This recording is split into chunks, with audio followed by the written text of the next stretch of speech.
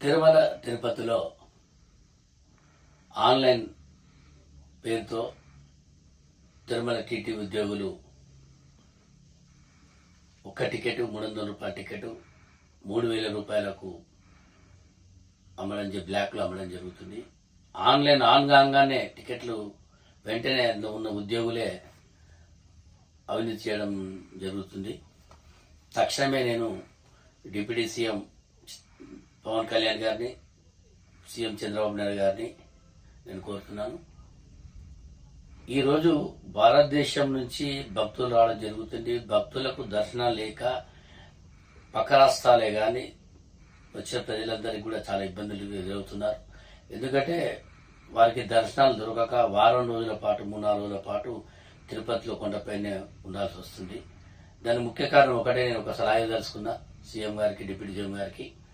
తిరుపతిలో ఎవరైతే భక్తులు దర్శనం చేసుకుంటారో వారికి ఆధార్ కార్డు కొట్టగానే మళ్ళీ 6 నెలల వరకు కూడా వారికి దర్శనం రాదు. ఒక్క భక్తుడికి 6 నెలలకు ఒకటేసారి దర్శనం జరగాలి.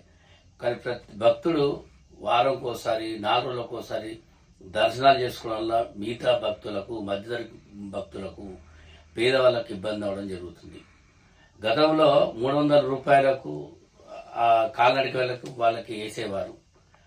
అది ఒకటి బ్యాన్ చేయడం వల్ల కూడా ప్రజలు చాలా ఇబ్బంది పడుతున్నారు.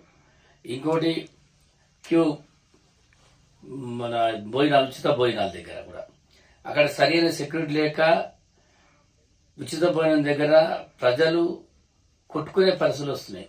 అక్కడ కూడా సెక్యూరిటీ పెంచాల్సిన అవసరం ఉంది. ముఖ్యంగా తిరుమలకు వచ్చే ఏ భక్తులు కానీ ఒక 6 నెలలకు ఒకటేసారి దర్శనం చేసుకునే విధంగా, మరి ఆధార్ కార్డు కొట్టగానే వారి దర్శనం రిజెక్ట్ అయ్యే విధంగా కొత్తగా ఒక యాప్ని ఏర్పాటు చేసి నేను చేయాల్సిందిగా నేను తెలుగుదేశం పార్టీని కోరుతున్నాను. ఎందుకంటే దానివల్ల ప్రతి భక్తుడికి కూడా మరి తిరుపతి ఏడుకొండల వాటి దర్శనం చేసుకునే అవకాశం ఉంటుంది.